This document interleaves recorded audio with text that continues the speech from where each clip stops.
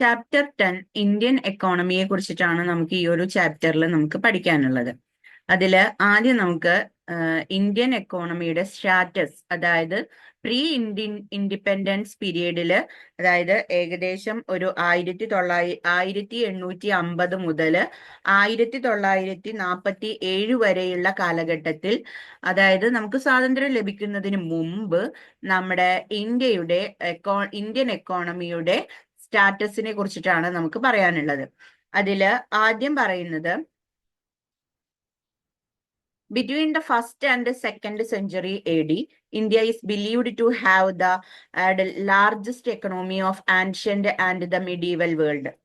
ഏകദേശം ഒരു ഫസ്റ്റ് തൊട്ടിട്ട് ഒരു 17th സെഞ്ചുറി AD കാലഘട്ടത്തിൽ ഇന്ത്യ വിശ്വസിച്ചിരുന്നത് ഇന്ത്യൻ എക്കോണമി, അതായത് മിഡീവൽ വേൾഡിലെ അല്ലെങ്കിൽ ആൻഷ്യന്റ് എക്കോണമിയിലെയും ഏറ്റവും ലാർജസ്റ്റ് എക്കോണമിയാണ് നമ്മുടെ ഇന്ത്യ എന്നായിരുന്നു നമ്മൾ വിചാരിച്ചിട്ടുണ്ടായിരുന്നത്. It was prosperous and self-reliant and believed to have controlled between 1/3 and 1/4 of world wealth. അതായത് വേൾഡ് വെൽത്തിലെ 1/4, ഓക്കെ, അതായത് അല്ലെങ്കിൽ 1/3 എന്ന് പറയുന്നത് അത്രയും കൺട്രോൾ ചെയ്തിട്ടുണ്ടായിരുന്നത് നമ്മുടെ ഇന്ത്യയിലാണ്. അതേപോലെ തന്നെ ഇന്ത്യ എപ്പോഴും വളരെ എന്താ പറയാ സമ്പൽ സമൃദ്ധിയോട് കൂടിയിട്ടും സെൽഫ് റിലയന്റ് ആയിട്ടുള്ള ഒരു രാജ്യമായിട്ടാണ് നമ്മൾ കണക്കാക്കിയിട്ടുണ്ടായിരുന്നത്. The economy consisted self sufficient village. ഓരോ വില്ലേജുകളാണെന്നുണ്ടെങ്കിലും സെൽഫ് സഫിഷ്യന്റ് വില്ലേജുകളായിട്ടും അതേപോലെ തന്നെ ഒരുപാട് സിറ്റികളും അതേപോലെ തന്നെ സെന്റർ ഓഫ് കൊമേഴ്സും ഒക്കെ ഉണ്ടായിരുന്നു എന്നുള്ളതാണ് പ്രത്യേകത. പിന്നെ pilgrimage administration compared to villages city presented more opportunity. Okay, അതായത് ഒരുപാട് അവസരങ്ങള്, അതേപോലെ തന്നെ ഒരുപാട് ജോലി അവസരങ്ങള്, ട്രേഡുകള്, ഗെയിൻഫുൾ എക്കണോമിക് ആക്ടിവിറ്റീസ്, ഇതെല്ലാം എന്താണ് ഉണ്ടാകുന്നു എന്നുള്ളതാണ്. പിന്നെ അതേപോലെ തന്നെ simple division of labour intertwined with attributes such as race, class, gender. പിന്നീടാണ് ഡിവിഷൻ ഓഫ് ലേബർ എന്ന് പറയുന്നത് വരുന്നതും അതിന്റെ ഭാഗമായിട്ട് റേസ്, ക്ലാസ്, അതേപോലെ തന്നെ ജെൻഡർ തുടങ്ങിയിട്ടുള്ളതിലൊക്കെ ഡിഫറൻസ് വരുന്നത്. ഇതെല്ലാം ഓരോ വില്ലേജിലും ഓരോ സ്ട്രക്ചർ ആയിരുന്നു ഉണ്ടായിരുന്നത്. അതിന്റെ ഓരോ വില്ലേജിലെയും ഓരോ സ്ട്രക്ചറിനനുസരിച്ചിട്ട് ഇതൊക്കെ എന്ത് ചെയ്തിട്ടുണ്ടായിരുന്നു, മാറിയിട്ടുണ്ടായിരുന്നു. സോഷ്യൽ ആൻഡ് എക്കണോമിക് ഡിഫറൻസിയേഷൻ എന്ന് പറയുന്നത് ഇവിടെ കാണാൻ പറ്റുമായിരുന്നു എന്നുള്ളതാണ് പറയണത്. അഗ്രികൾച്ചർ എന്ന് പറയുന്നതായിരുന്നു ഒരു ഏറ്റവും പ്രധാനപ്പെട്ട ഒരു ഒക്യുപ്പേഷൻ എന്ന് പറയുന്നത്. അതേപോലെ തന്നെ മെജോറിറ്റി ജനങ്ങളും ജീവിച്ചിരുന്നത് ഈ ഒരു മെയിൻ സോഴ്സ് ആയിട്ടുള്ള അഗ്രികൾച്ചറിൽ നിന്ന് തന്നെയാണ്. അതേപോലെ തന്നെ കൺട്രിയിൽ ഹൈലി സ്കിൽഡ് ആയിട്ടുള്ള ഒരുപാട്, അല്ലെങ്കിൽ ഒരു സെറ്റ് ഓഫ് ആർട്ടിസൻസ്, കലാകാരന്മാര്, കരകൗശല വിദഗ്ധര്, ഇവരൊക്കെ എന്ത് ചെയ്തിട്ടുണ്ടായിരുന്നു, മാനുഫാക്ചേഴ്സ് പ്രൊഡ്യൂസ് ചെയ്തിട്ടുണ്ട്. ഹാൻഡിക്രാഫ്റ്റുകൾ, textiles of super quality, fitness for the world wide market, അങ്ങനെ എല്ലാം കൊണ്ടും വളരെ സമ്പന്നമായിട്ടുള്ള ഒരു പീരീഡ് ആയിരുന്നു എന്നുള്ളതാണ് പറയണത്. Then advent of European and British marked a shift in the economy history of India.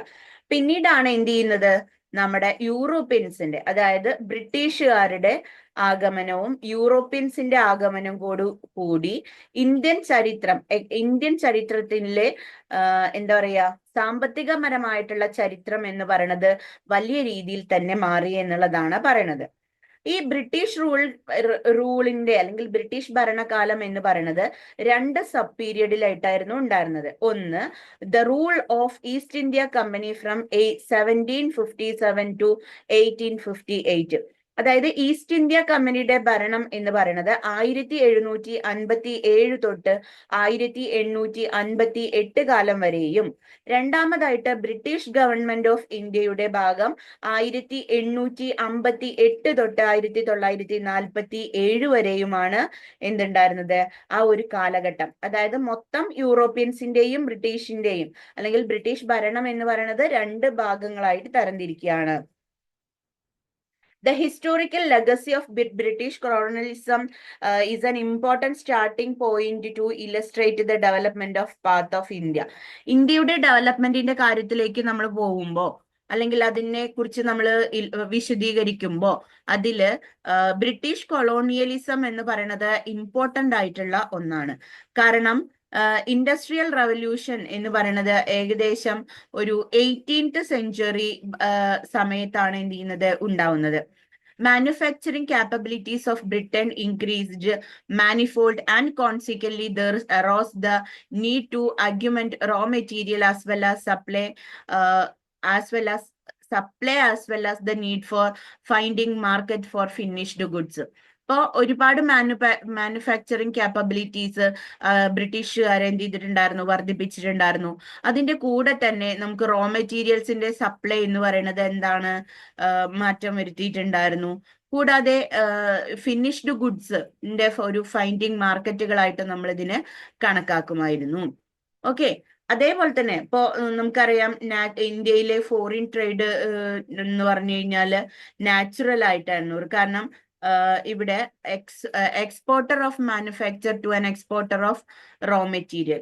Exporter of manufacture തന്നെയാണ് എക്സ്പോർട്ടർ ഓഫ് റോ മെറ്റീരിയൽസുമായിട്ടും ചെയ്യുന്നത്.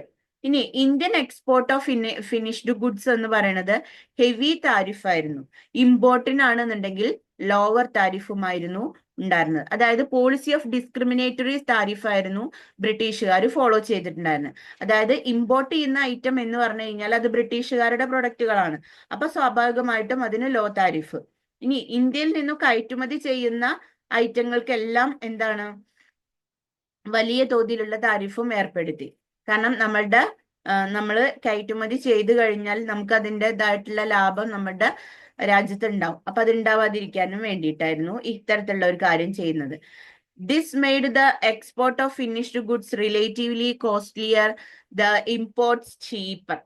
അതായത് ഇവിടെ ഇപ്പൊ exports of finished goods relatively costlier. ഇപ്പൊ ഫിനിഷ്ഡ് ഗുഡ്സിന്റെ എക്സ്പോർട്ട്സ് എന്ന് പറയുന്നതും അതേപോലെ തന്നെ റിലേറ്റീവ്ലി എങ്ങനെയാണ്, വളരെ കോസ്റ്റ്ലി ആയിട്ടാണ് അല്ലെങ്കിൽ കോസ്റ്റ്ലിയർ ആയിട്ടാണ് നമുക്ക് എന്ത് ചെയ്യാൻ പറ്റുന്നത്, കാണാൻ പറ്റുന്നത്. എന്നാലോ ഇമ്പോർട്ട് എന്ന് പറയുന്നത് വളരെ ചീപ്പറായിട്ടും കാണപ്പെടുന്നു. അതായത് ഫിനിഷ്ഡ് ഗുഡുകൾ ഇന്ത്യയിൽ നിന്നും എക്സ്പോർട്ട് ചെയ്യുമ്പോൾ അതിന് വളരെ കോസ്റ്റ്ലി ആയിട്ട് ഈടാക്കുന്നു. ഇമ്പോർട്ട് ചെയ്യുന്ന ഐറ്റങ്ങൾക്ക്, അതായത് ബ്രിട്ടീഷുകാരുടെ കയ്യിൽ നിന്നും അല്ലെങ്കിൽ ബ്രിട്ടീഷുകാരുടെ നിന്ന് ഇമ്പോസ് ചെയ്യുന്ന അല്ലെങ്കിൽ ഇമ്പോർട്ട് ചെയ്യുന്ന ഐറ്റങ്ങൾക്ക് ചാർജ് വളരെ ചീപ്പറായിട്ടായിരുന്നു ഈടാക്കിയിട്ടുണ്ടായിരുന്നത്. അപ്പൊ ഇതെല്ലാം ഇന്ത്യൻ എക്കോണമിയുടെ backdrop, the Indian goods lost their competitiveness. അവിടെ ഇന്ത്യൻ ഗുഡ്സുകൾ നമ്മുടെ കോമ്പറ്റേറ്റീവ് മാർക്കറ്റിൽ അതിന്റെ അവസരം എന്ത് ചെയ്യണം, നഷ്ടപ്പെട്ടു തുടങ്ങുകയാണ്. അതിന്റെ അവസ്ഥ വളരെയധികം പരിതാപകരമായി. Consequently the external as well as the domestic demand for indigenous product fell sharply, culminating in the destruction of Indian handicraft and manufactures. ഇപ്പോ നമുക്ക് ഈ ഒരു രീതിയിൽ ഇപ്പൊ നമുക്കറിയാലോ, നമ്മളുടെ ഈ ഒരു പ്രൊഡക്റ്റീവും അതേപോലെ തന്നെ കോമ്പറ്റീറ്റീവ്നെസിന്റെ ഒക്കെ ഭാഗമായിട്ട് എക്സ്റ്റേണൽ എന്താ പറയാ as well as domestic demand of indigenous production എന്നും പറയുന്നത് എന്ത് ചെയ്തിട്ടുണ്ട്, ഒരുപാട് കൂടിയതായിട്ട് നമുക്ക് തോന്നുന്നു. അതേപോലെ തന്നെ the destruction of Indian manufacturers എന്ന് പറയുന്നത് പ്രധാനമായിട്ടും ഹോസ്റ്റലൈൽ ഇമ്പീരിയൽ പോളിസി ഒക്കെ ആയിട്ടാണ് നമുക്ക് എന്ത് ചെയ്യുന്നത്, കാണുന്നത്. അപ്പോ എന്നിരുന്നാലും ഇന്ത്യൻ മാനുഫാക്ചർ സെക്ടറിനെ അഡ്വേഴ്സലി എഫക്ട് ചെയ്യുന്ന തരത്തിലാണ് ബ്രിട്ടീഷ് പോളിസികളെല്ലാം തന്നെ ഉണ്ടായിരുന്നത്. ഇവിടെ എല്ലാ domestic consumer favouring foreign goods, many Indian wants to affiliate themselves with western culture and way of life. അപ്പോ ഏറ്റവും കൂടുതൽ മിച്ചമായിട്ടുള്ള വിലക്ക് കിട്ടുന്നതാണ് ഫോറിൻ ഗുഡ്സുകൾ എന്ന് പറയുന്നത്. അപ്പൊ ഒരുപാട് ആളുകൾ എന്ത് ചെയ്യാൻ തുടങ്ങി, ഈ ഫോറിൻ ഗുഡ്സുകൾ എന്ത് ചെയ്യാൻ തുടങ്ങി, ഉപയോഗിക്കാനായിട്ട് തുടങ്ങി. സ്വാഭാവികമായിട്ടും അവിടെ ഫോറിൻ ഗുഡ്സിന്റെ ഡിമാൻഡ് എന്ത് ചെയ്തു, കൂടുകയും ചെയ്തു. അപ്പോ ഈ ഫോറിൻ ഡിമാൻഡ് എന്ന് പറയുന്നത് കൂടിയതിന്റെ ഫലമായിട്ടാണ് എന്ത് ചെയ്യുന്നത്, ഈ ഒരു മാറ്റം സംഭവിക്കുന്നത്. അതായത് ഇപ്പോ നമുക്കറിയാലോ, പ്രോബ്ലം എന്ന് പറയുന്നത് എന്ത് ചെയ്തിട്ടുണ്ട്, aggravated by the shifting patterns of demand by domestic producer. അല്ലെ, ഏതൊക്കെയാണോ ഇന്ത്യൻ ഫോറിൻ ഗുഡ്സിന് എന്താ പറയാ ഏറ്റവും ഫേവറബിൾ ആയിട്ടുള്ളത് ആരാണോ അതെല്ലാം ഡൊമസ്റ്റിക് കൺസ്യൂമേഴ്സ് ഡിമാൻഡ് ചെയ്യുന്നുണ്ട്. അതായത് ഫോറിൻ ഗുഡ്സുകളെല്ലാം ഡൊമസ്റ്റിക് കൺസ്യൂമേഴ്സിന് ഫേവറബിൾ ആണ്, ഡിമാൻഡ് ചെയ്യുന്നുണ്ട്. ഇന്ത്യൻ ഗുഡ്സുകളാണെന്നുണ്ടെങ്കിൽ അതിന് വെസ്റ്റേണിലും അതേപോലെ തന്നെ ഒരുപാട് ആളുകൾ വെസ്റ്റേൺ കൾച്ചറിലേക്കും അതേപോലെ തന്നെ വെസ്റ്റേൺ വേസ് ഓഫ് ലൈഫിലേക്കും ഒക്കെ എന്ത് ചെയ്തു പോയി. The damage done to the long established production structure has far-reaching economic and social consequences as it is destroyed the internal balance between the traditional village economy was characterized by harmonious blending of agriculture and handicraft.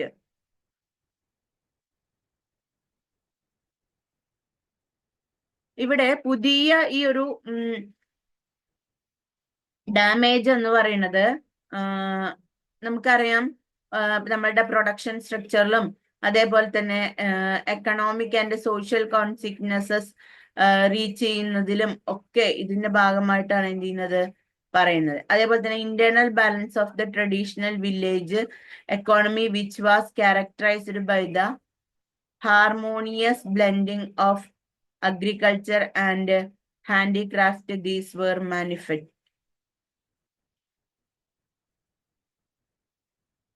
അതായത് ഈ ഒരു മാറ്റം എന്ന് പറയുന്നത് ഇപ്പോ production സ്ട്രക്ചറിലാണെന്നുണ്ടെങ്കിലും അതേപോലെ തന്നെ social economics consequence ആണെന്നുണ്ടെങ്കിലും അവിടെ എന്താ പറയാ ട്രഡീഷണൽ വില്ലേജ് എക്കോണമിയിലെ ഇന്റേണൽ ബാലൻസ് എന്ത് ചെയ്യാണ് നഷ്ടപ്പെടുകയാണ് ചെയ്യുന്നത്. ഓക്കെ, അതോടൊപ്പം തന്നെ harmonious blending of agriculture and handicraft ആണ് നമുക്ക് എന്ത് ചെയ്യാൻ പറ്റുന്നത് കാണാൻ വേണ്ടിയിട്ട് സാധിക്കുന്നത്. ഓക്കെ, അതേപോലെ തന്നെ ലാർജ് സ്കെയിൽ അൺഎംപ്ലോയ്മെന്റും അതേപോലെ തന്നെ absence of alternative source of employment which forced me to depend on agriculture or livelihood.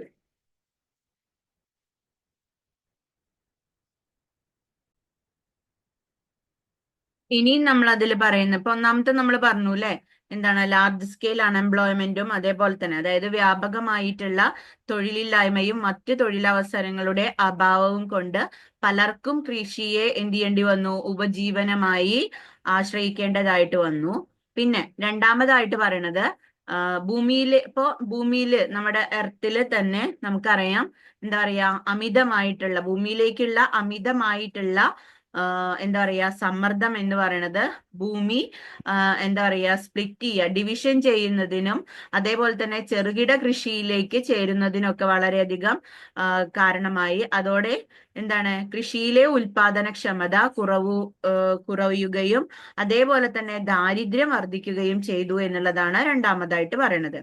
ഇനി മൂന്നാമതായിട്ട് പറയണത് ബ്രിട്ടനിൽ നിന്നുള്ള ഈ വില കുറഞ്ഞിട്ടുള്ള ചീപ്പായിട്ടുള്ള വസ്ത്രങ്ങൾ നമുക്ക് എന്ത് ചെയ്യാൻ പറ്റി, അതായത് ബ്രിട്ടനില് യന്ത്രങ്ങളിലാണല്ലോ വസ്ത്രങ്ങളൊക്കെ ഉൽപ്പാദിപ്പിച്ചിരുന്നത്. അപ്പൊ ചീപ്പ് മെഷീൻസ് ഉപയോഗിച്ചുകൊണ്ട് തന്നെ ഒരുപാട് വില കുറഞ്ഞ യന്ത്രനിർമ്മിത വസ്തുക്കളുടെ ഇറക്കുമതി നമ്മുടെ ഇന്ത്യയിൽ വളരെയധികം കൂടി.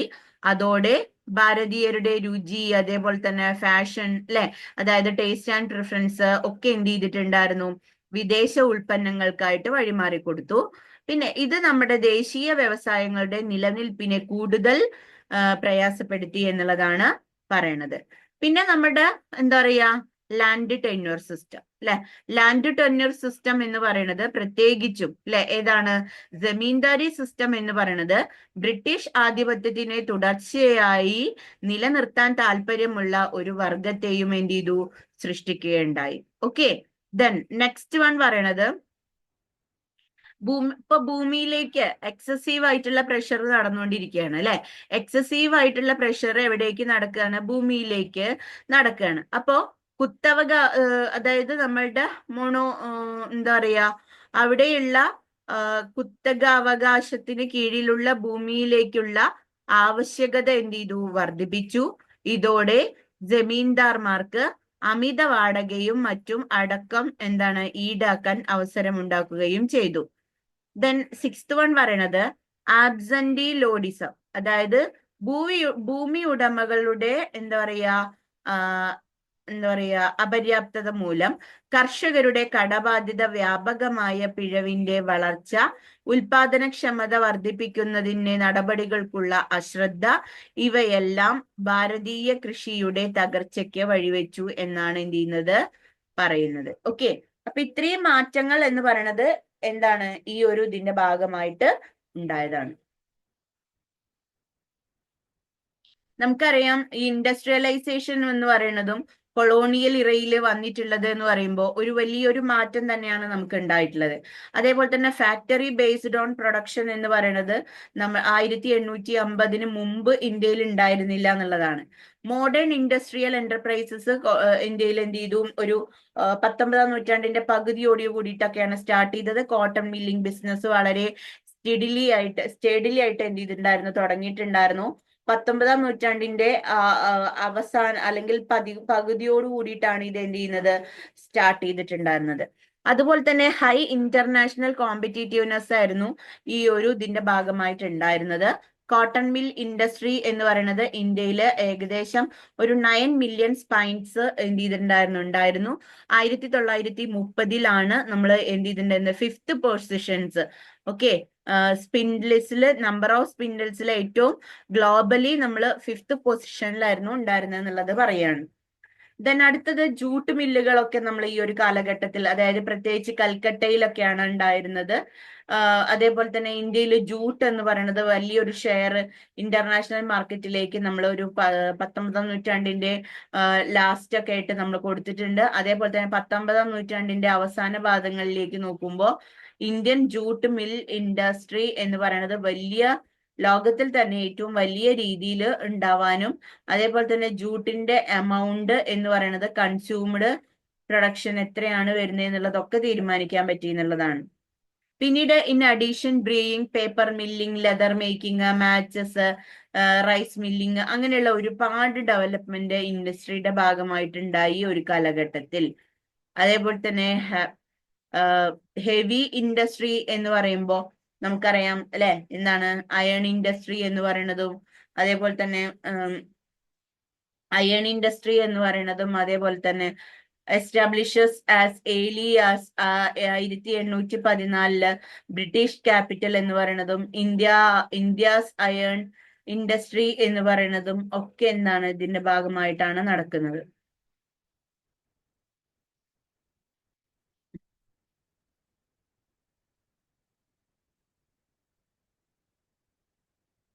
ദെൻ നെക്സ്റ്റ് പറയണത് ഇപ്പോ ഏകദേശം ഒരു ഇന്റർനാഷണൽ മാർക്കറ്റിലൊക്കെ നമ്മൾ ഇത്രയും ഭാഗമായിട്ടുണ്ട്.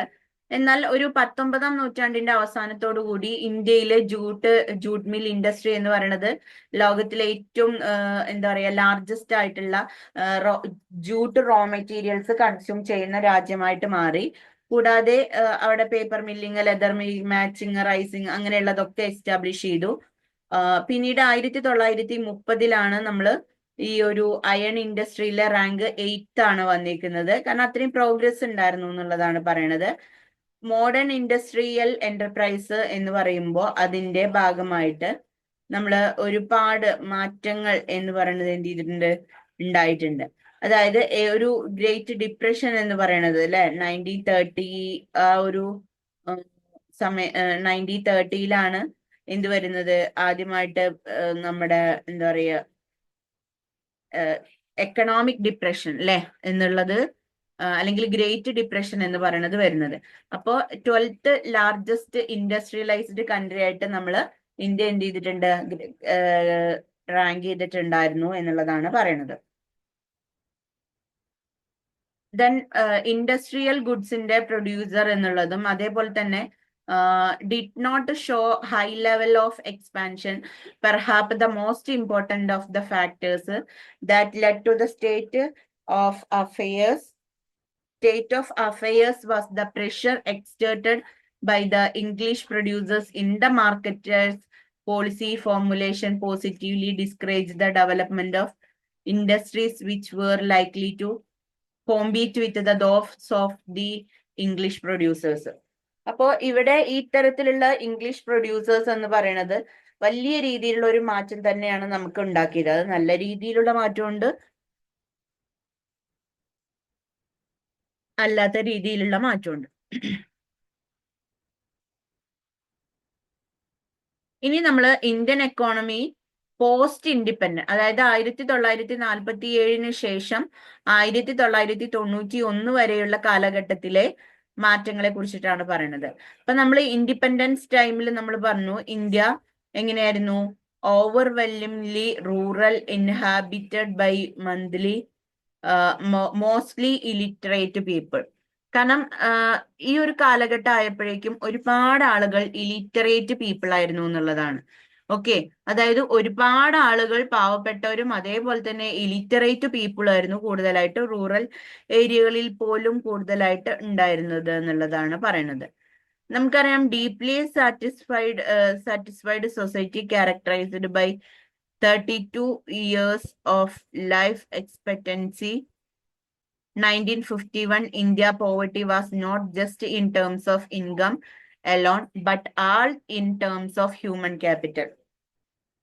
അപ്പോ ഈ ഒരു ടൈം ഇപ്പൊ നമ്മൾ പറഞ്ഞു ഇൻഡിപെൻഡൻസ് സമയം കഴിഞ്ഞു, ഇൻഡിപെൻഡൻസ് കഴിഞ്ഞിട്ടുള്ള ഒരു അവസ്ഥ നോക്കുകയാണെന്നുണ്ടെങ്കിൽ അവര് മൊത്തത്തിൽ എങ്ങനെയാണ് ഒരു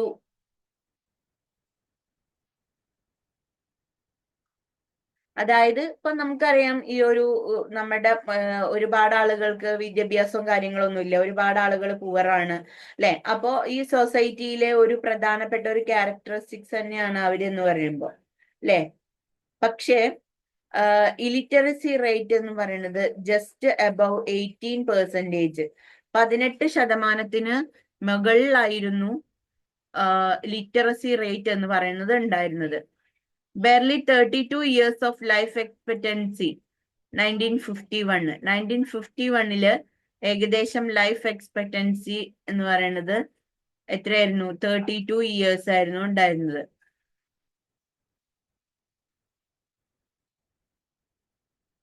Then 1951 India's poverty was just not in terms of income alone but also in terms of human capital. 1951 India poverty എന്ന് പറയുന്നത് കാണിച്ചിട്ടുണ്ട്. അത് ഇൻകം മാത്രം നോക്കിക്കൊണ്ടല്ല ഇവിടെ നമ്മൾ കൺസിഡർ ചെയ്യുന്നത്, അതേപോലെ തന്നെ ഹ്യൂമൻ ക്യാപിറ്റലിന്റെ ടേംസിലും കൂടിയാണ് എന്ത് ചെയ്യുന്നത്, അത് ചെയ്യുന്നതെന്നുള്ളതാണ് പറയുന്നത്. ഇപ്പോ ഹിസ്റ്റോറിക്കൽ റീസൺ എടുക്കുകയാണെന്നുണ്ടെങ്കിൽ Nehruvian model which supported social and economic redistribution and industrialization directed by the state dominant post-independence in Indian economic policy, centralized economic planning and direction was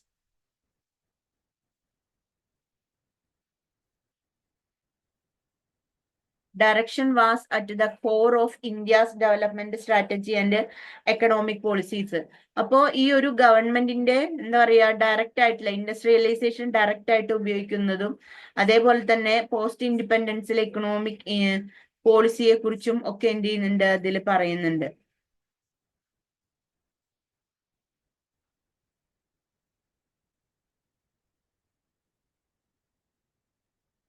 then ഇപ്പൊ ഒരു സെൻട്രലൈസ്ഡ് എക്കണോമിക് പ്ലാനിങ് ആണെന്നുണ്ടെങ്കിൽ അതിന് കൊടുക്കേണ്ട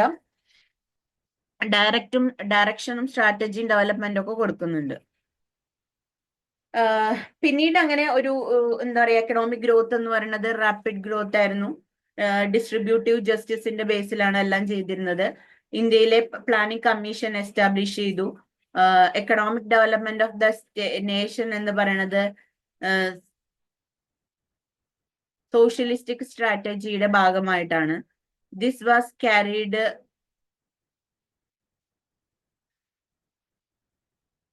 ഇതെന്ന് പറയുമ്പോൾ നമുക്കറിയാം ഈ ഒരു ഡെവലപ്മെന്റും അതേപോലെ തന്നെ നേഷൻ ലൈൻ എന്ന് പറയുന്നത് സോഷ്യലിസ്റ്റിക് സ്ട്രാറ്റജിയുടെ ഭാഗമായിട്ടാണ്. അതേപോലെ തന്നെ this was the carried through the 5-year plans. അതായത് ഈ പ്ലാനുകളെല്ലാം നടപ്പാക്കിയിരുന്നു എന്ന് പറയുന്നത് 5-year പ്ലാൻസിന്റെ നടപ്പാക്കലിലൂടെയാണ്. 5 ഇയർ പ്ലാൻസ് എന്ത് ചെയ്തു, ഡെവലപ്ഡ് ചെയ്തു, ഇംപ്ലിമെന്റ് ചെയ്തു, മോണിറ്ററൈസ് ചെയ്തു, പ്ലാനിങ് കമ്മീഷന്റെ ഭാഗമായിട്ട് എല്ലാ കാര്യങ്ങളും ചെയ്തു. It is pertinent here to have a look at the ideology of industrialisation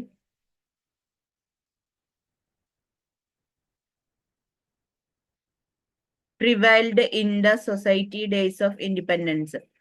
ഇൻഡിപെൻഡൻസിലാണെന്നുണ്ടെങ്കിൽ ഇപ്പൊ നമുക്കറിയാം ഏർലി ഡേയ്സ് ഓഫ് ഇൻഡിപെൻഡൻസ് ആണെന്നുണ്ടെങ്കിൽ അവിടെ ഇൻഡസ്ട്രിയലൈസേഷൻ എന്ന് പറയുന്ന ഒരു ഐഡിയോളജി എന്ത് ചെയ്തിട്ടുണ്ടായിരുന്നു, നിലനിന്നിട്ടുണ്ടായിരുന്നു. പിന്നെ it is the pertinent have to look at the ideology of industrialisation prevailed in the early days of independence. ഇപ്പോ വേഗതയേറിയിട്ടുള്ള വ്യവസായവൽക്കരണം എന്ന് പറയുന്നത് നമ്മുടെ നെഹ്റുവിന്റെ നേതൃത്വത്തിലുള്ള ഒരു വികസന പദ്ധതിയായിട്ടാണ് എന്ത് ചെയ്തിട്ടുണ്ടായിരുന്നത്, പറഞ്ഞിട്ടുണ്ടായിരുന്നത്. അപ്പൊ നെഹ്റുവിന്റെ വികസന തന്ത്രത്തിന്റെ അടിസ്ഥാന തത്വങ്ങളിൽ ഒന്നായിരുന്നു എന്ത്, ഇന്ത്യ, അതായത് നമ്മുടെ ഇപ്പോ നെഹ്റുവിന്റെ ഒരു ഐഡിയോളജിയുടെ ഭാഗമായിട്ടാണ് പ്ലാൻഡ് മോഡേണൈസേഷൻ എന്ന് പറയുന്നത് വരുന്നത്. ഓക്കെ, അതായത് പദ്ധതിപരമായിട്ടുള്ള ആധുനികവൽക്കരണം അല്ലെങ്കിൽ പ്ലാൻഡ് മോഡേണൈസേഷൻ എന്ന് പറയുന്നത് നെഹ്റുവിന്റെ ഡെവലപ്മെന്റ് സ്ട്രാറ്റജിയുടെ ഭാഗമായിട്ടാണ് വരുന്നത്. അതേപോലെ തന്നെ ഈ ഒരു ആശയം വ്യവസായവൽക്കരണത്തെ പിന്തുണയ്ക്കുന്ന സംവിധാനപൂർവമായിട്ടുള്ള ഒരു എന്താ പറയാ ആസൂത്രണത്തെയാണ് അല്ലെങ്കിൽ പ്ലാനിങ്ങിനെ ആയിരുന്നു എന്ത് ചെയ്തിട്ടുണ്ടായിരുന്നത്, സൂചിപ്പിച്ചിട്ടുണ്ടായിരുന്നത്. അതായത് ഭൂരിപക്ഷം ബ്യൂറോക്രാറ്റ്സും അതേപോലെ തന്നെ സാങ്കേതികപരമായിട്ടുള്ള വിദഗ്ധരും ഒക്കെ എന്താണ് ഈ ഇൻഡസ്ട്രിയലൈസേഷനിൽ സർക്കാരിന് വലിയ പങ്കുണ്ടാകണം എന്നായിരുന്നു അവര് കണക്ക് കൂട്ടിയിട്ടുണ്ടായിരുന്നത്.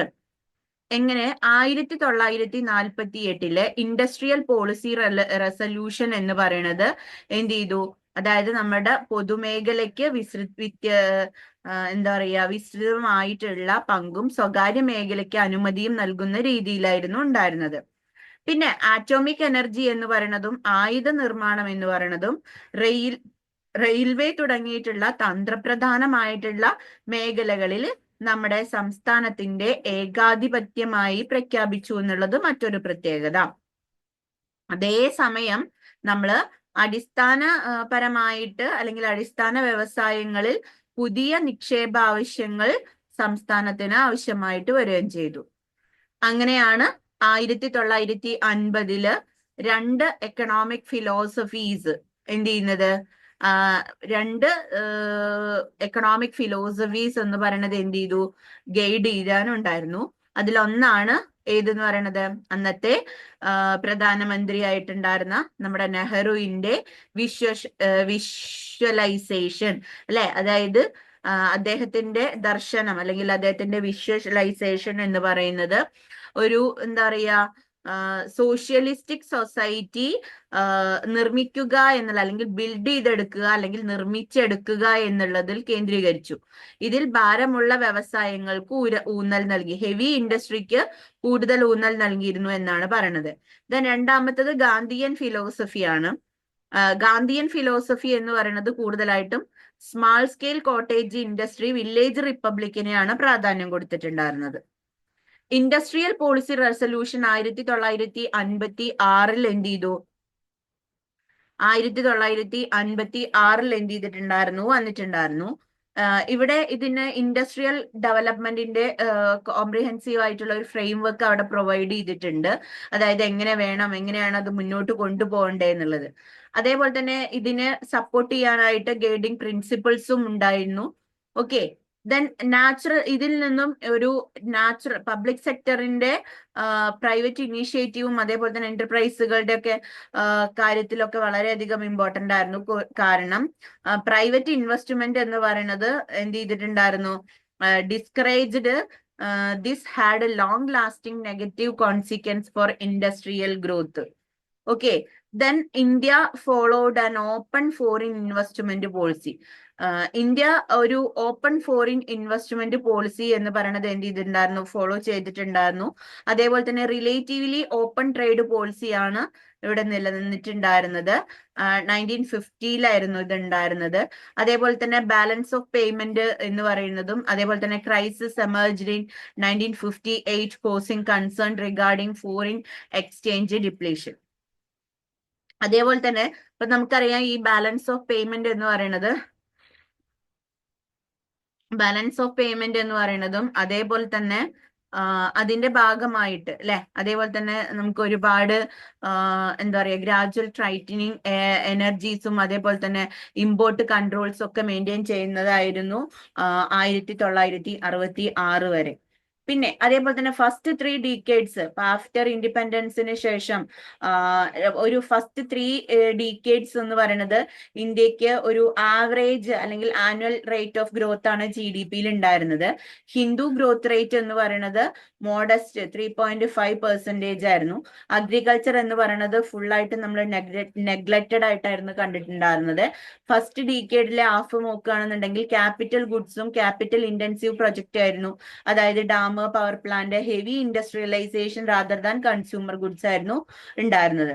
കൂടാതെ എക്കണോമിക് തിയറി സ്ട്രാറ്റജി എന്നും ഏറ്റവും പ്രധാനപ്പെട്ട ഷിഫ്റ്റ് എന്ന് സംഭവിക്കുന്നത് ഇന്ത്യൻ എക്കണോമിക് സ്ട്രാറ്റജി 1960-ലാണ്.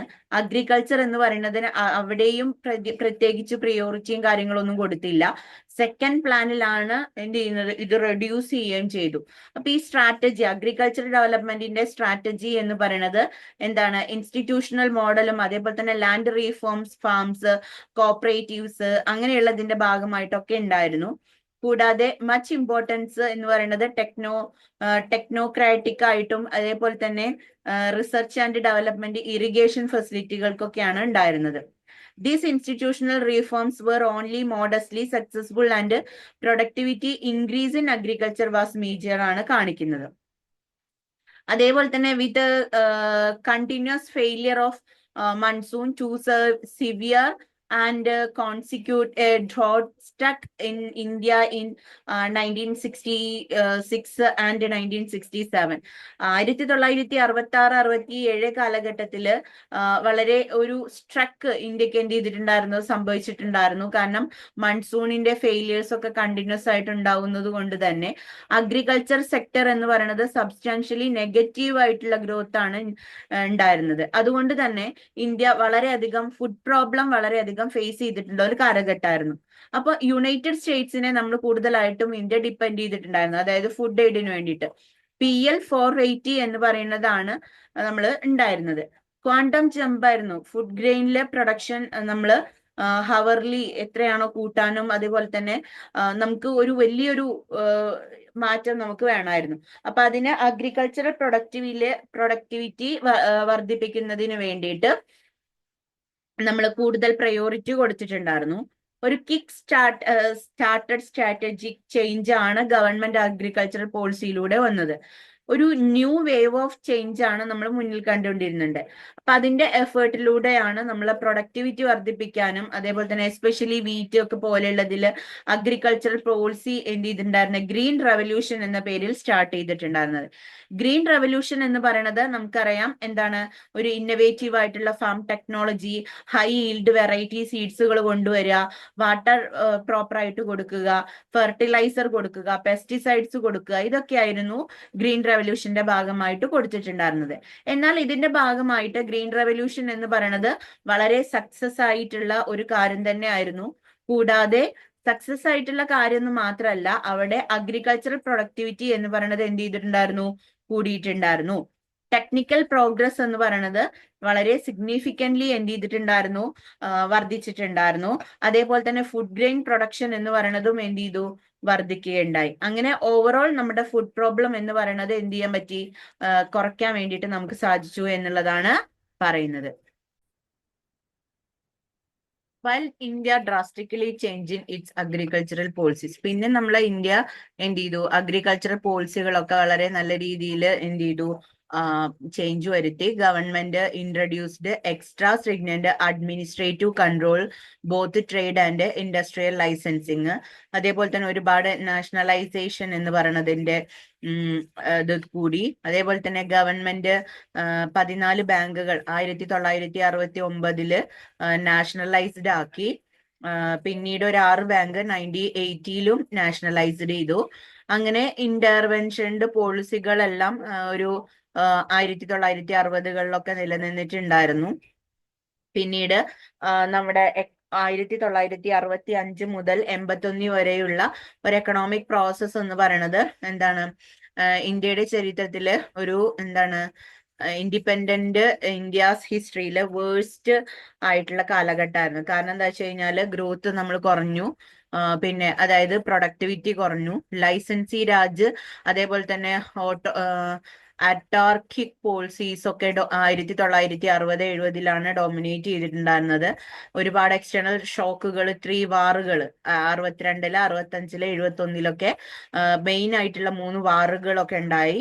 അതേപോലെ തന്നെ ഒരുപാട് ഡ്രൗട്ട്സുകളൊക്കെ ഉണ്ടായി. 1966-67 കാലഘട്ടത്തിലൊക്കെ ഒരു വലിയൊരു ഡ്രൗട്ട്സ് ഉണ്ടായിട്ടുണ്ടായിരുന്നു. അതേപോലെ തന്നെ ഓയിൽ ഷോക്സ് 1973-ല് 79-ലൊക്കെയാണ് ഉണ്ടായിരുന്നത്. ഇതെല്ലാം ഗ്രോത്ത് എന്താണ് 2 ഡീക്കേഡ്സ് എന്ത് ചെയ്തിട്ടുണ്ടായിരുന്നു, ഗ്രോത്ത് വളരെയധികം കുറഞ്ഞു. ഇത്രയും കാലഘട്ടത്തിൽ ഗ്രോത്ത് എന്ന് പറയുന്നത് വളരെയധികം കുറവായിരുന്നു. India being practically closed economy വളരെയധികം പ്രാക്ടിക്ക് ചെയ്ത് വെച്ചാലും, പക്ഷെ അവിടെ എന്താണ് വേൾഡ് എക്കണോമിയിൽ റാപ്പിഡ് ഗ്രോയിങ് ആണ് നമുക്ക് ഈ ഒരു ഇത് ഉണ്ടായിരുന്നത്. പിന്നെ പലതരത്തിലുള്ള ഗവൺമെന്റ് പോളിസികൾ, ഇക്വിറ്റബിൾ ഡിസ്ട്രിബ്യൂഷൻ ഓഫ് വെൽത്തും വെൽത്ത് എഫക്റ്റീവ് ആയിട്ടൊക്കെ ഇൻസെന്റീവും ക്രിയേറ്റീവ് വെൽത്തൊക്കെ ചെയ്തപ്പോൾ സ്വാഭാവികമായിട്ടും നമ്മൾ പലതരത്തിലുള്ള പോളിസികളൊക്കെ അഡോപ്റ്റ് ചെയ്തതിന്റെ ഭാഗമായിട്ട് എന്താ പറയാ MRTP ആക്ടുകൾ 1969-ലൊക്കെ എന്താണ് വലിയ ഫേമുകളും അതേപോലെ തന്നെ ലാർജ് മാർക്കറ്റ് പവറൊക്കെ റിലേറ്റീവ്ലി കൂട്ടാനും കാര്യങ്ങൾക്കൊക്കെ നമുക്ക് വളരെയധികം ഹെൽപ്ഫുൾ ആയിരുന്നു. അങ്ങനെ ഈ പോളിസികളെല്ലാം ബിസിനസ് ഹൗസ് മറ്റേത് രീതിയിലും അല്ലെ എന്താണ് ഹൈലി ക്യാപിറ്റൽ ഇന്റൻസീവ് സെക്ടേഴ്സ് ഒക്കെ വർദ്ധിപ്പിച്ചു. പിന്നെ 1967 ആയപ്പോഴേക്കും പോളിസി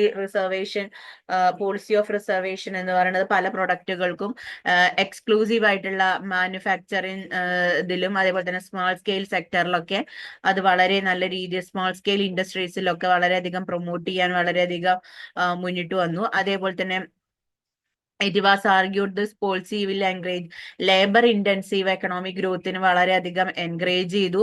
അതേപോലെ തന്നെ റീഡിസ്ട്രിബ്യൂഷൻ ഓഫ് ഇൻകം എന്ന് പറയുന്നതും എല്ലാവരിലേക്കും ലോ വേജ് ഏണേഴ്സിനും കൂടി ഇൻകം കൊടുക്കുന്ന രീതിയിലേക്ക് നമ്മൾ മാറി. അങ്ങനെ പോളിസി ഒരുപാട് ലേബർ ഇന്റൻസീവ് ഇൻഡസ്ട്രീസും അതേപോലെ തന്നെ നമ്മുടെ വേൾഡ് മാർക്കറ്റിൽ കോമ്പീറ്റ് ചെയ്യാനുള്ള കാര്യങ്ങളൊക്കെ നമുക്ക് ഉണ്ടായിരുന്നു. അങ്ങനെ പതിയെ നമ്മൾ വീണ്ടും എന്താണ് കയറി നമ്മൾ ഗ്രോത്തിലേക്ക് എത്തുകയാണ് ചെയ്തത്. ഓക്കെ, ദെൻ അടുത്തത് ദ ഇറ ഓഫ് റീഫോംസ്. അതായത് ഇവിടെ നമുക്കറിയാം ഏർലി ലിബറലൈസേഷന്റെ ഒരു സീഡ് അല്ലെ, വിത്ത് എന്ന് പറയുന്നത് നമ്മൾ ഇട്ടിട്ടുണ്ടായിരുന്നു.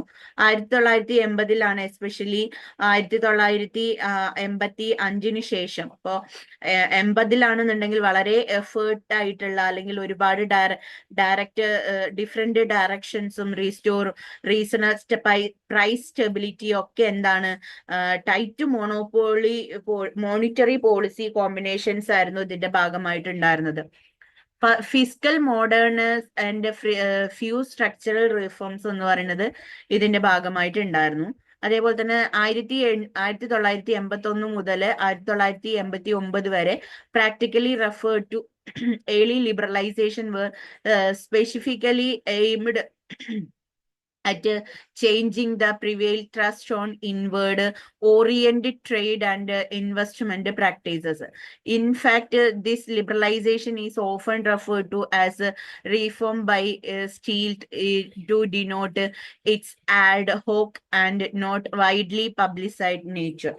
അപ്പൊ ഇത്രയും എന്താ പറയാ ആളുകൾ എന്ന് പറയുന്നത് ഇത്രയും മാറ്റങ്ങൾ എന്ന് പറയുന്നത് നമുക്ക് ഇതിന്റെ ഭാഗമായിട്ട് ഉണ്ടായി എന്നുള്ളതാണ് മറ്റൊരു പ്രത്യേകത.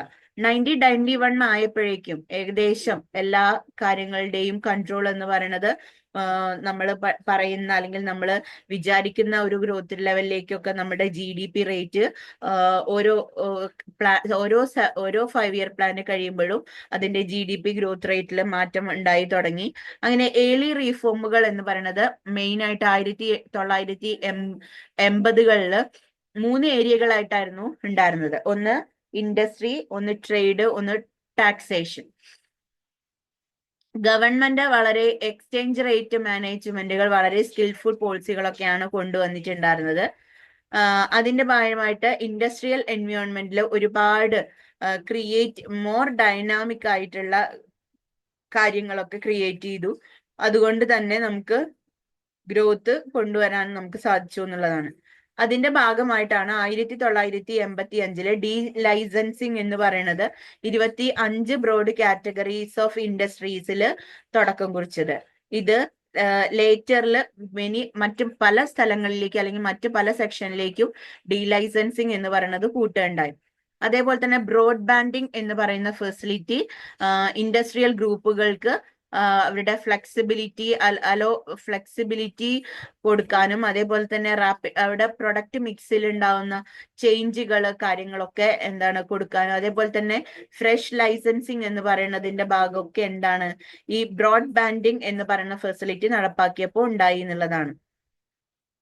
അതേപോലെ തന്നെ ഇപ്പൊ നമുക്കറിയാം ഫേമുകള് പ്രൊഡക്ഷൻ എന്ന് പറയുന്നത് പ്രൊഡക്ഷൻ ലൈൻസ് എന്ന് പറയുമ്പോൾ നമുക്കറിയാം ട്രക്ക്, കാറ് അല്ലെ, അത് ഒരു പുതിയ ലൈസൻസ് എന്ന് പറയുമ്പോൾ അതിന്റെ ഒരു ബ്രാൻഡിങ് എന്നുള്ള രീതിയിലേക്ക് കൊണ്ടുവരാൻ വേണ്ടിയിട്ട് ശ്രമിച്ചു. പിന്നെ പറയുന്നത് the relax of hold of licensing and capacity constrained on larger MRTP firms. വലിയ തോതിലുള്ള MRTP ഫേംസുകളും അതേപോലെ തന്നെ അവർക്കൊക്കെ അവരുടെ കപ്പാസിറ്റി കൺസ്ട്രെയിൻസും ലൈസൻസും ഹോൾഡ് ചെയ്ത് വെക്കാൻ വേണ്ടിയിട്ട് ശ്രമിച്ചു. പിന്നെ 1985-86 അസറ്റ് എന്ന് പറയുന്നത് ലിമിറ്റിന് മുകളിൽ വരാൻ തുടങ്ങി.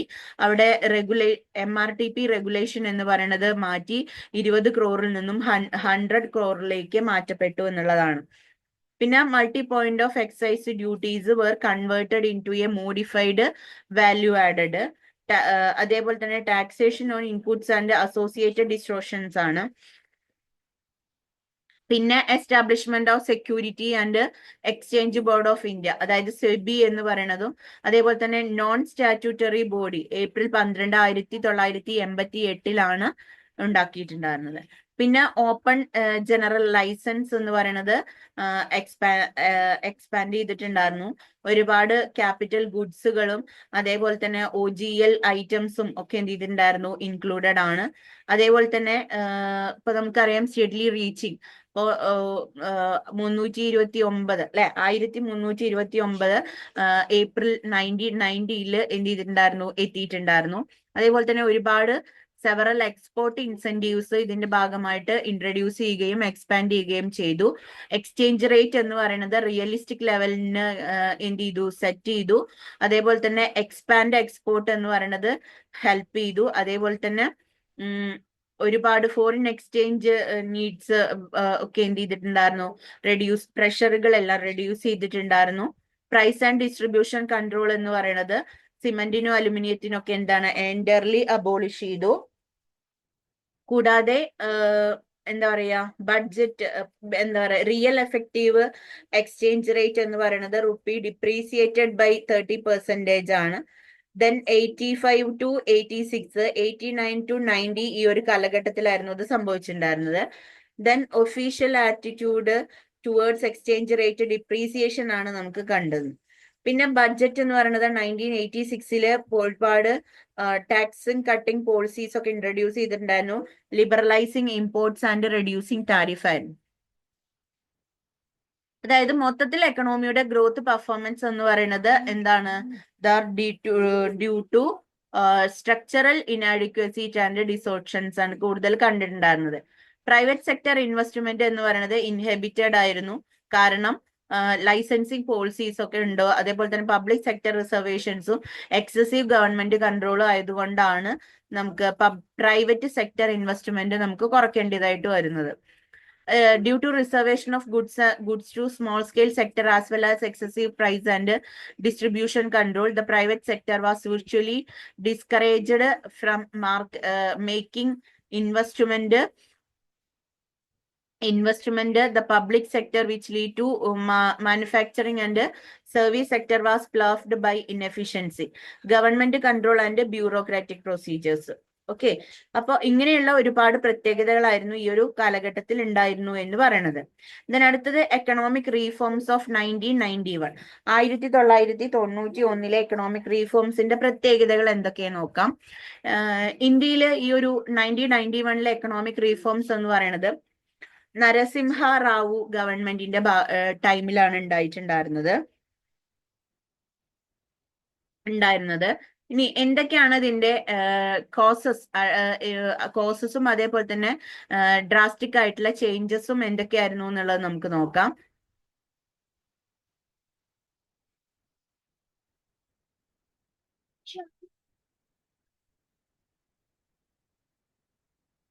1980 എക്കണോമിക് ഗ്രോത്ത് ഫിസിക്കൽ ഇനീഷ്യേറ്റീവ്സ് എന്ന് പറയുന്നത് 1980 എക്കണോമിക് ഗ്രോത്ത് എൻഹാൻസ് ചെയ്യാൻ കാരണമായി.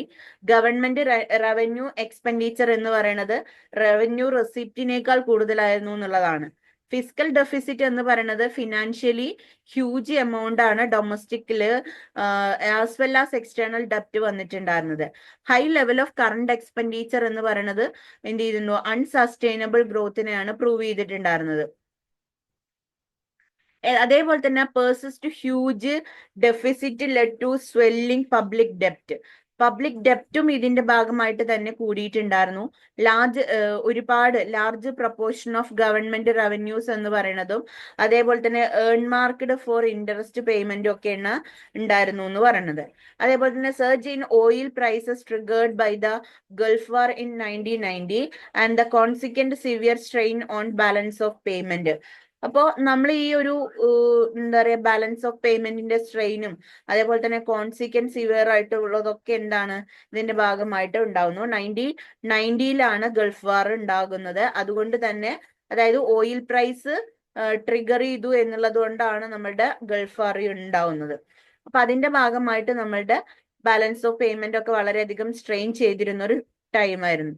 കൂടാതെ ഫോറിൻ എക്സ്ചേഞ്ച് റിസർവുകൾ ലോവസ്റ്റ് പോയിന്റിലാണ് എത്തിയിട്ടുണ്ടായിരുന്നത്. അതായത് $1.2 ബില്യൺ എന്ന് പറയുന്നത് എന്താണ് 2 വീക്സ് ഓഫ് ഇമ്പോർട്ട്സ് ഒക്കെ ആയിരുന്നു സഫീഷ്യന്റ് ആയിട്ട് ഉണ്ടായിരുന്നത്.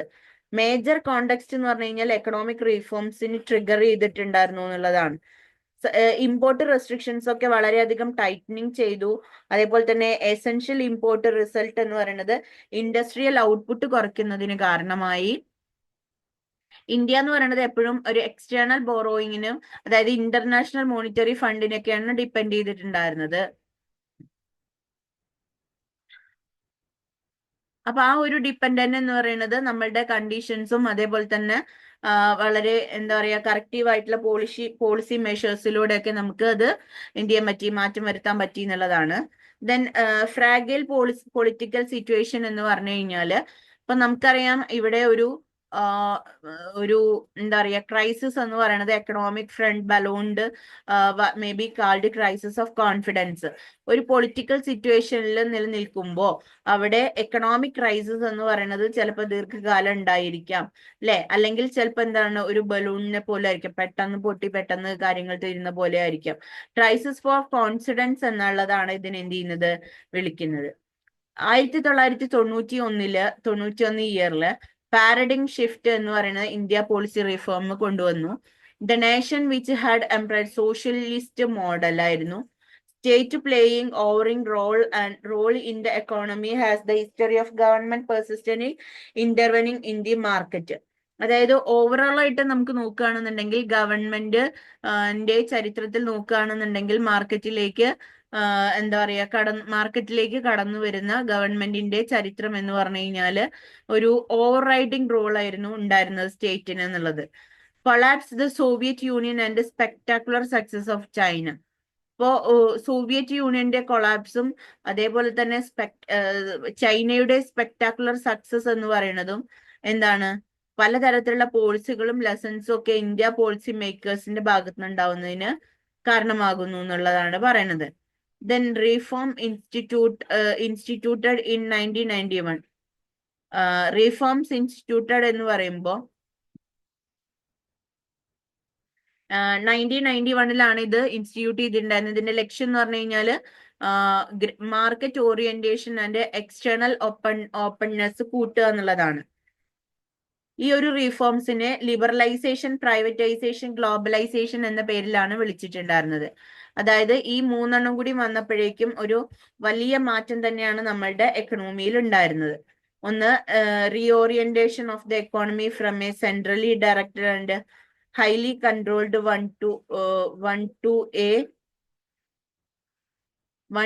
market friendly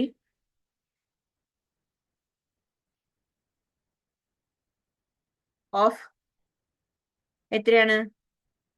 ഇപ്പോ ഈ ഒരു ഇതിന്റെ ഇത് നോക്കുകയാണെങ്കിൽ നമുക്കറിയാം അല്ലെ എത്രയാണ് അത് വരുന്നത് എന്നുള്ളത്. അപ്പോ ഈ ഒരു എക്കണോമി ഇപ്പോ സെൻട്രലൈസ്ഡ് ഡയറക്റ്റ് എന്താ പറയാ റീഓറിയന്റേഷൻ ഓഫ് ദ എക്കോണമി എന്ന് പറയുമ്പോൾ നമുക്കറിയാം സെൻട്രലി ഡയറക്റ്റഡ് ആണ്, highly controlled one two one market ആണ്, മാർക്കറ്റ്ലി ഫ്രണ്ട്ലി ആണ്, മാർക്കറ്റ്ലി ഓറിയന്റഡ് എക്കോണമി ആണ് എന്നൊക്കെ പറഞ്ഞു. അതേപോലെ തന്നെ മാക്രോ എക്കണോമിക് എന്ന് പറഞ്ഞു കഴിഞ്ഞാൽ ഒരു substantial reduction in physical deficit ആണ് ഉദ്ദേശിക്കുന്നത്. അതേപോലെ തന്നെ ഒരു ഡീറ്റെയിൽഡ് ആയിട്ടുള്ള ഒരു രീതിയിൽ ഇപ്പം റീഫോം മെഷേഴ്സ് നോക്കുകയാണെന്നുണ്ടെങ്കിൽ അതിന്റെ സ്കോപ്പ് എന്ന് പറയുന്നത് വളരെയധികം കൂടുതലാണ്. അപ്പൊ നമുക്കറിയാം ഈ തരത്തിലുള്ള ഒരുപാട് പോളിസികളുടെ ഷിഫ്റ്റിംഗ് എന്ന് പറയുന്നതും അതിന്റെ ഭാഗമായിട്ടൊക്കെ നടക്കുന്നുണ്ട്. അപ്പൊ പോളിസികൾ എന്ന് പറയുന്നത് പ്രധാനമായിട്ടും രണ്ട് രീതിയിലാണ് ഉണ്ടാവുന്നത്. ഒന്ന്, stabilisation measures which were short term measures to address the problem inflation and adverse balance of payment ആണ്. The structural reform measures were the long-term and of continuing nature, aimed bringing in productivity and competitiveness by removing the structural rigidities in different sectors of the economy. Then അടുത്തത് വരുന്നത് physical reforms ആണ്.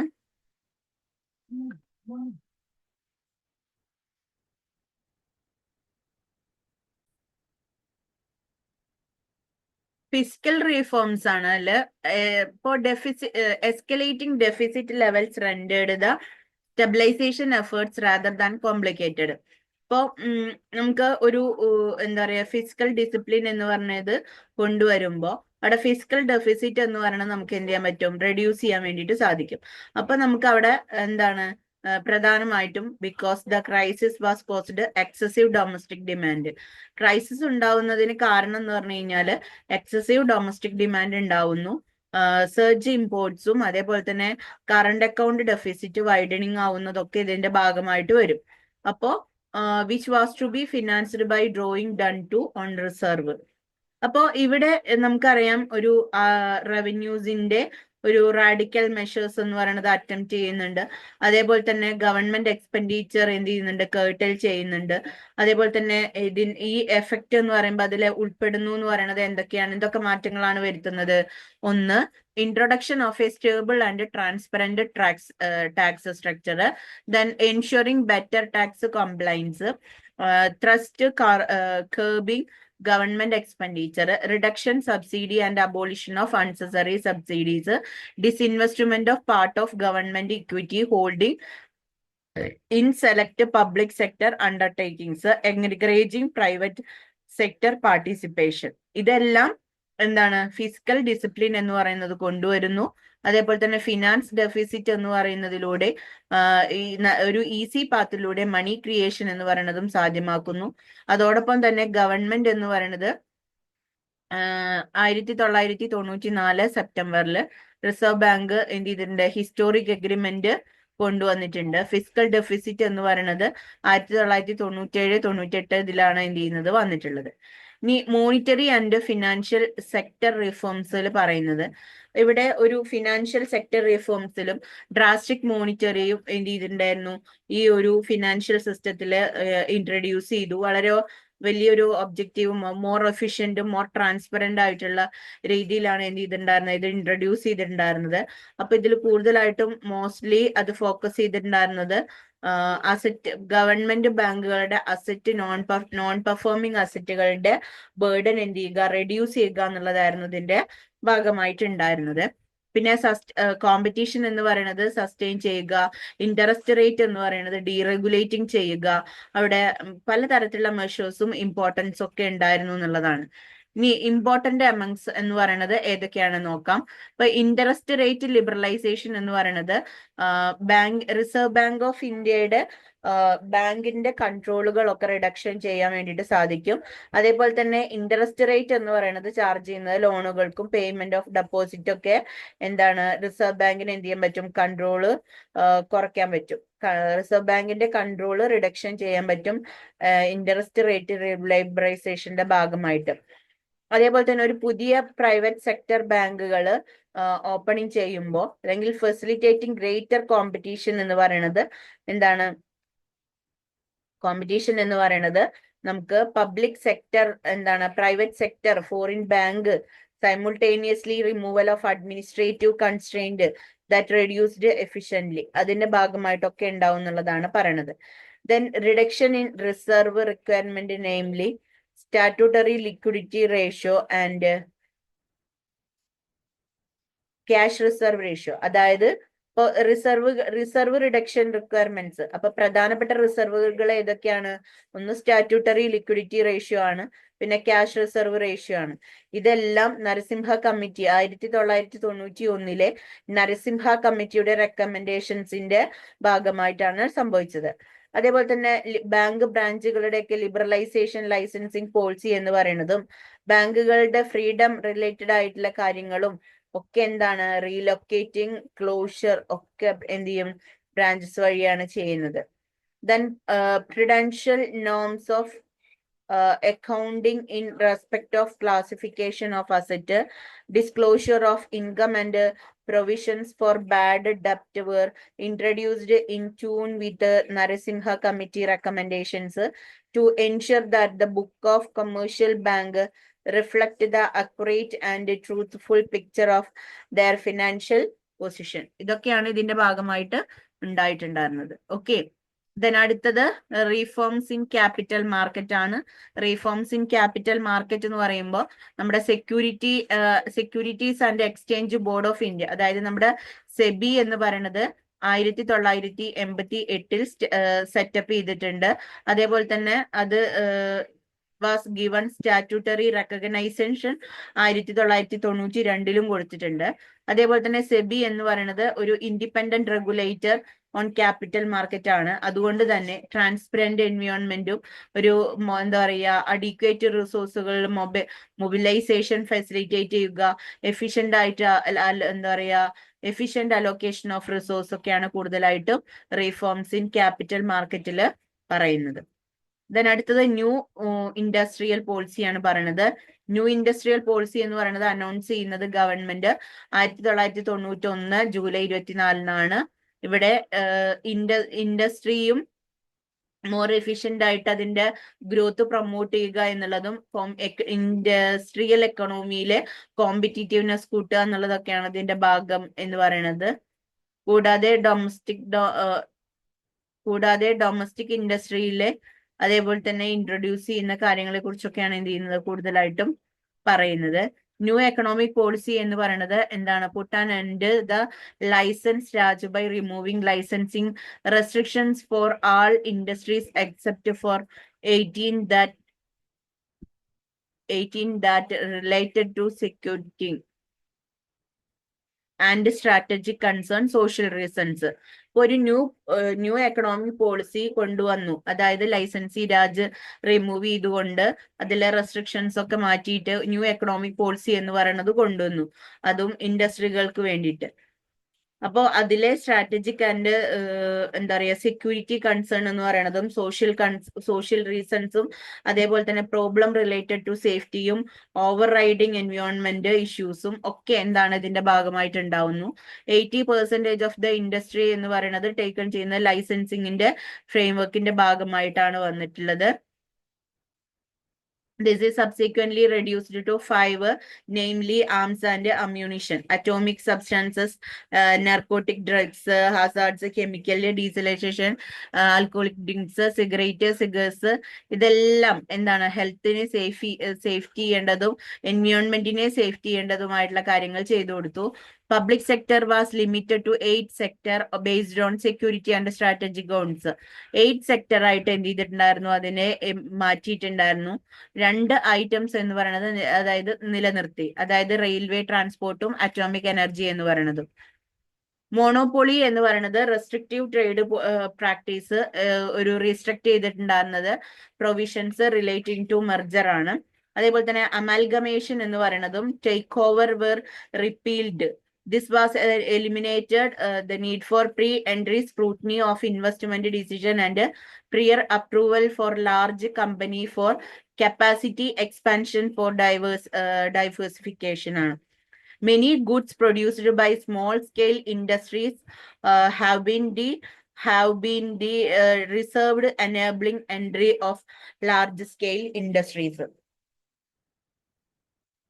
അതേപോലെ തന്നെ policy and public sector monopoly, ഒരുപാട് സെക്ടേഴ്സും അതുപോലെ തന്നെ ഒരുപാട് area of നമ്പേഴ്സും ഒക്കെ എന്താണ് ഇതിലുണ്ട്. അതേപോലെ തന്നെ പബ്ലിക് സെക്ടറിന്റെ റിസർവ്ഡ് ആയിട്ടുള്ള കാര്യങ്ങളും ഒരുപാടുണ്ട്. ലിബറൽ പാർട്ടിസിപ്പേഷൻ ആണ് ഇവിടെ പ്രൈവറ്റ് സെക്ടറിൽ ഉണ്ടാവേണ്ടത്.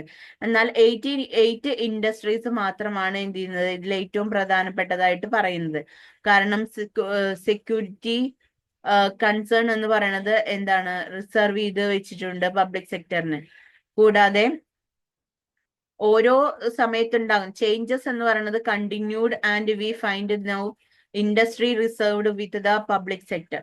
ഇൻഡസ്ട്രി എന്ന് പറയുന്നത് പബ്ലിക് സെക്ടറിലേക്ക് റിസർവ് ചെയ്തിട്ടുണ്ട്. കാരണം അറ്റോമിക് എനർജി ജനറേഷൻ എന്ന് പറയുന്നതും റെയിൽവേ ട്രാൻസ്പോർട്ടേഷന്റെ കോർ ആക്ടിവിറ്റീസ് എന്ന് പറയുന്നതും ഇതിന്റെ ഭാഗമായിട്ടാണ് വരുന്നത്. ഫോറിൻ ഇൻവെസ്റ്റ്മെന്റ് എന്ന് പറയുന്നത് ലിബറലൈസ്ഡ് ആണ്.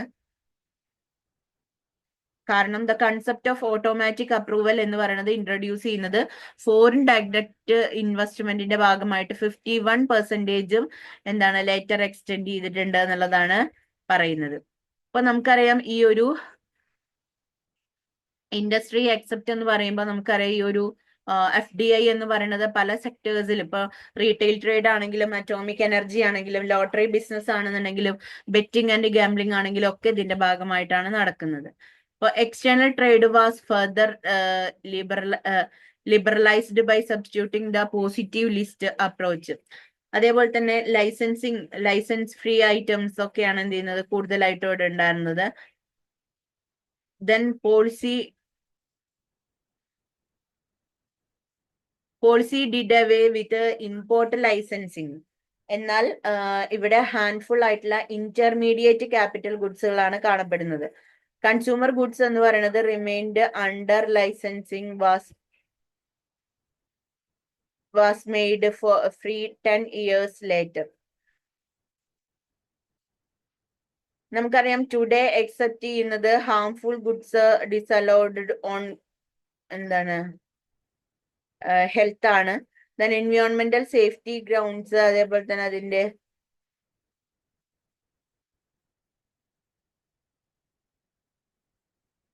അതേപോലെ തന്നെ ഹാംഫുൾ ആയിട്ടുള്ള അല്ലെങ്കിൽ ഹാർട്ട്ഫുൾ ആയിട്ടുള്ള ഗുഡ്സ് ഡിസലൗഡ്സ് ഹെൽത്ത് എൻവയോൺമെന്റൽ സേഫ്റ്റി ഗ്രൗണ്ട്സ് ഇതെല്ലാം ഇതിന്. പിന്നെ അതേപോലെ തന്നെ edible oil, fertiliser, petroleum product all good can be imported എന്നുള്ള അവസ്ഥയിലേക്ക് എത്തി. 1991 ആയപ്പോഴേക്കും നമ്മുടെ താരിഫ് റേറ്റ് എന്ന് പറയുന്നത് എന്ത് ചെയ്തു 355%. ദ ടോപ്പ് താരിഫ് റേറ്റ് എന്ന് പറയുന്നത് ഡൗൺ ടു 85% ആയി. ദെൻ 50% എന്ന് പറയുന്നത് എന്ത് ചെയ്തു 1996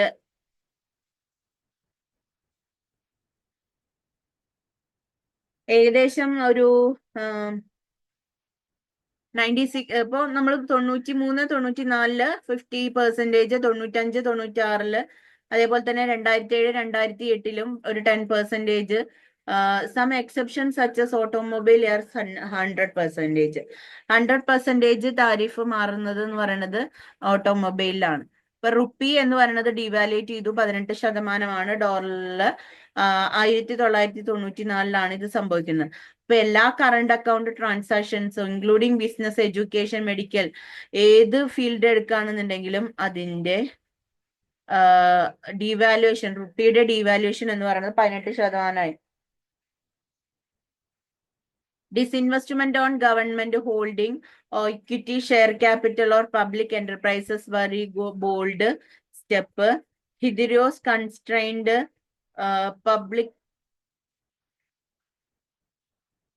public sector units were provided with greater autonomy in decision making and opportunity for option making management for ensuring reasonable returns. അപ്പോൾ ഈ ഒരു ഇപ്പൊ നമുക്കറിയാം disinvestment of government holding equity share capital on public sector enterprise very എന്ന് പറയുമ്പോൾ bold സ്റ്റെപ്പാണ് നടത്തിയിട്ടുണ്ടായിരുന്നത്. കാരണം വലിയൊരു മാറ്റമാണ് ഇതിന്റെ ഭാഗമായിട്ട് ഉണ്ടാവുന്നത്. അപ്പൊ വലിയൊരു ഓട്ടോണമി ആയിട്ടാണ് അതിന്റെ ഡിസിഷൻ മേക്കിങ്ങും ഓപ്പർച്യൂണിറ്റി പ്രൊഫഷണൽ മാനേജ്മെന്റും ഒക്കെ ആയിട്ടായിരുന്നു നിലനിന്നിട്ടുണ്ടായിരുന്നത്. സോ അതിന്റെ ബഡ്ജറ്ററി എന്ന് പറയുന്നത് ഇപ്പോ support to public sector was progressively reduced ആയിട്ടാണ് നമുക്ക് കാണാൻ സാധിക്കുന്നത്. ഓക്കെ.